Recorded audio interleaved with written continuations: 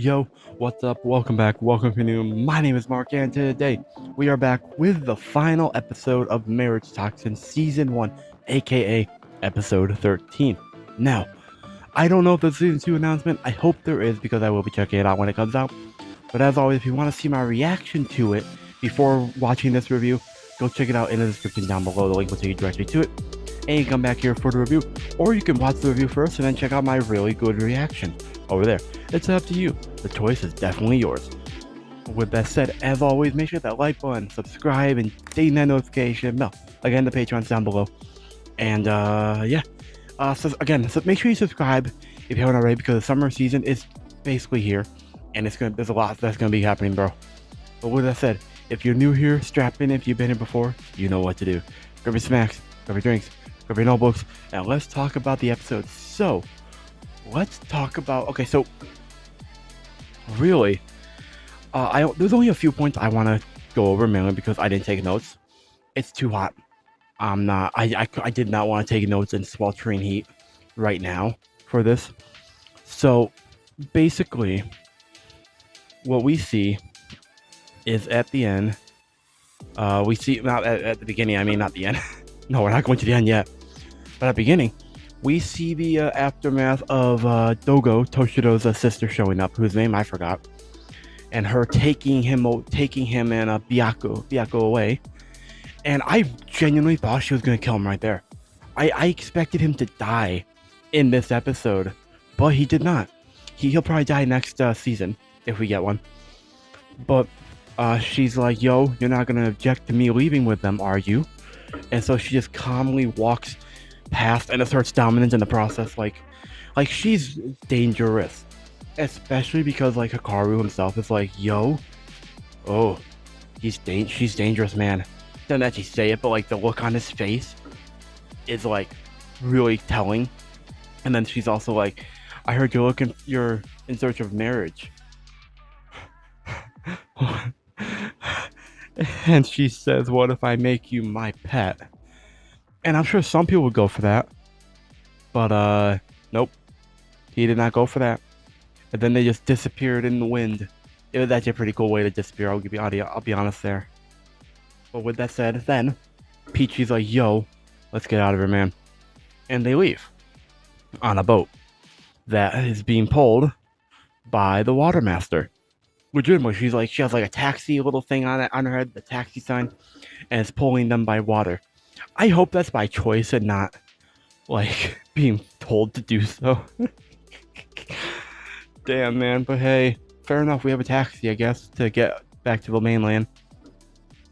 And so basically, long story short for this scene, it ends up with Arashiyama thanking them for it by having a huge extravagant like party celebration with all the other masters as well. It's actually really cool how they do it. And so big thank you and all that. And then they're on their way back to the mainland because of course they gotta go to the mainland. And then we get a little confession scene between, well, not technically yet. First, Kinosaki's like, yo, I'm gonna make them talk to each other. And so they do. He pushes the conversation that way, gets them into romance, even gets Peachy involved as well. And of course, the water master is listening in from there while pulling the boat, like eavesdropping, which is funny. Even Peachy gets involved, and we get to learn about Peachy's girlfriend and all that. And it's just, Peachy is has such a sweet relationship, man. Like, it's so adorable. Something tells me something's gonna happen to either the girlfriend or the girlfriend is like some super evil mastermind, if I had to guess. I hope not. I hope Peachy just stays happy with his girlfriend. And the way he talks about her is just really sweet, man. And so we end up getting a confession of sorts, kind of, or at least Gero tries to, but before he can do that, he overloads, and can't ask for her number, Arashiyama's number. But then Arashiyama's like, I like you, but I can't throw my hat in the ring yet for your marriage. And talks about how she wants to improve herself before she pursues marriage, because she doesn't want to hold him down. And I said this in a reaction as well. I've got massive respect for her for being willing to like acknowledge, hey, I'm not where I want to be yet, so I want to get to where I want to be first, and then go pursue you, man. So I have mass respect for that, man. And so we learned that she's gonna open up a detective agency, which fair enough, man. And so eventually they move on. They go their separate ways and all that, I think. Although I will say, Gero also learns from Kinosaki that he has to take this potential relationship with her seriously and a little more carefully because she's a fan of him. And so that might ruin everything. And that's true. There's probably a reason why celebrities shouldn't end up with fans, and it's partly because of the power dynamic, obviously.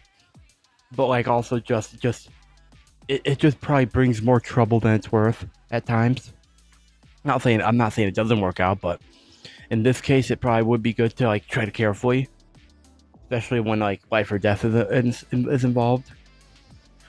But then eventually they go their separate ways, and now I'm trying to remember what happened.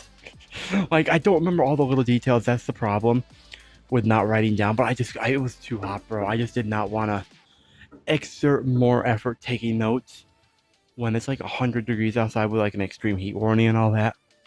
But basically, you can see all my thoughts in the reaction.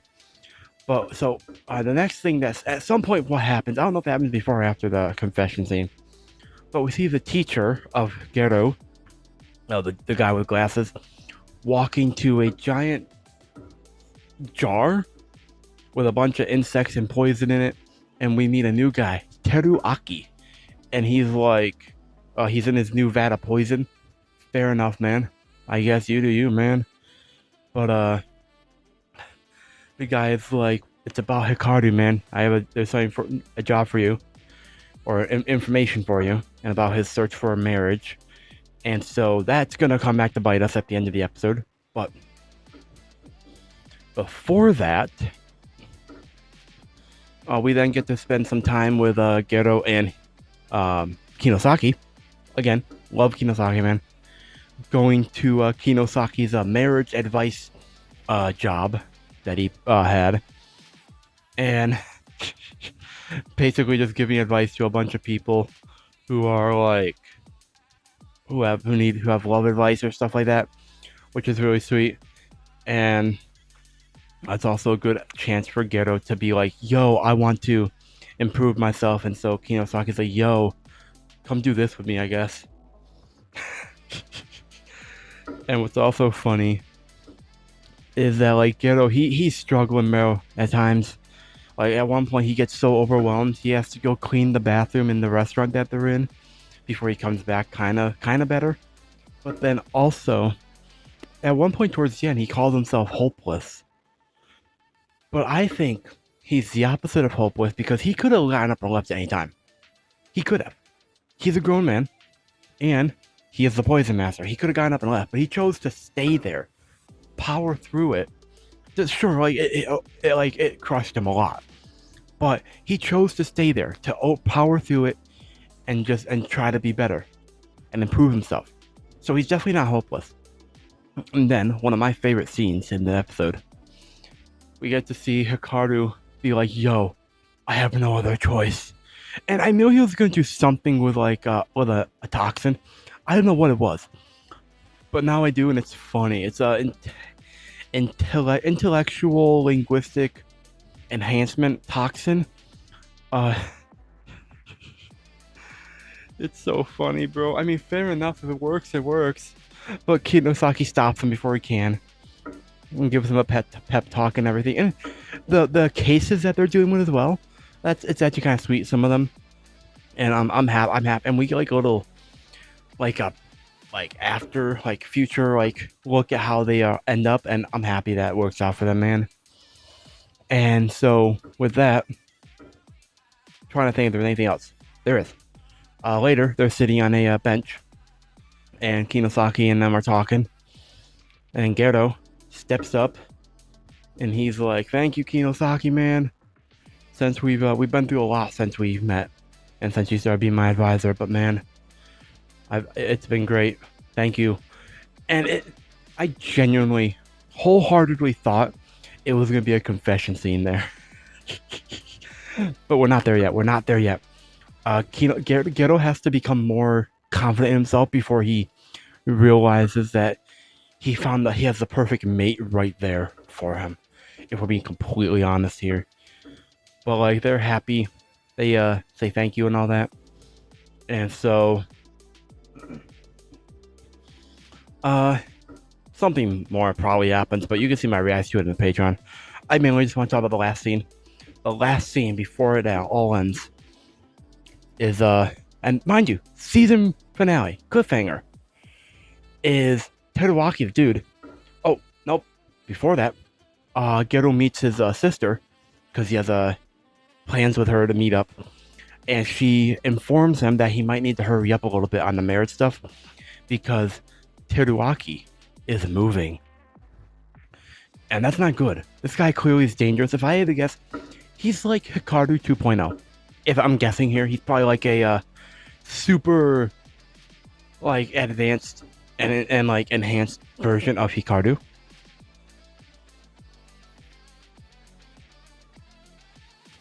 And so with that, that's not good. And we end the episode, the season, might I add, again, season finale.